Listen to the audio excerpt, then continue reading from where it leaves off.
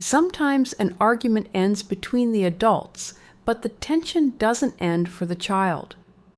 One parent asks the child to pass along a message.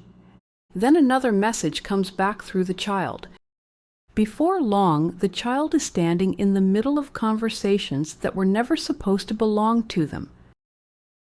Now they start becoming more careful about everything they say. In homes where conflict feels unpredictable, communication between adults can sometimes break down. Instead of speaking directly to each other, messages begin moving through the child. Questions move through the child. Frustrations move through the child. Sometimes even arguments move through the child. This is often when children start becoming emotionally careful. They begin paying close attention to what they say, what they don't say, and how people react to their words. The child may start feeling nervous before conversations even happen. Something about the home no longer feels emotionally simple or emotionally safe. You may recognize this feeling from your own childhood. Why do some parents speak through the children after arguments? Because when communication becomes strained, the child can slowly become part of the communication system. What this often does is teach the child to monitor emotions, information, and reactions very carefully.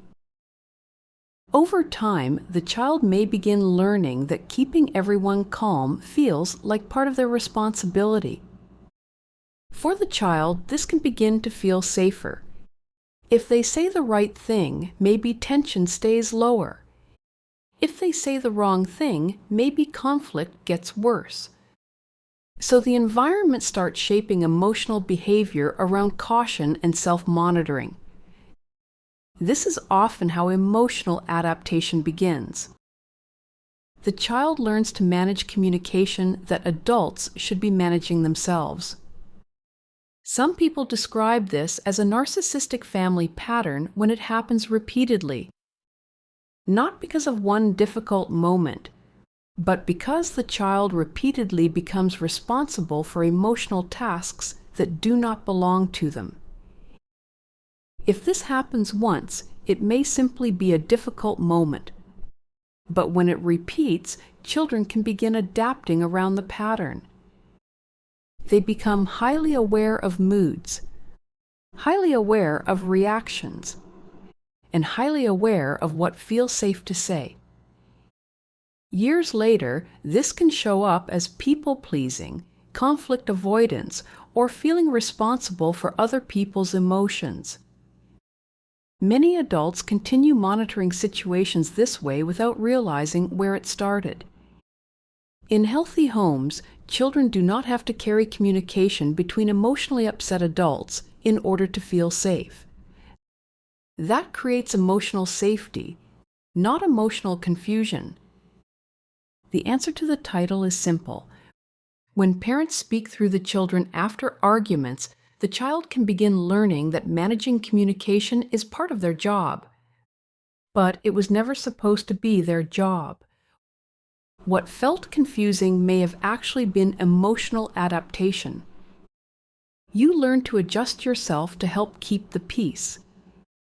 Your emotional reactions may make more sense than you realized. Recognizing the pattern creates clarity because it helps separate adult responsibilities from the responsibilities a child was never meant to carry.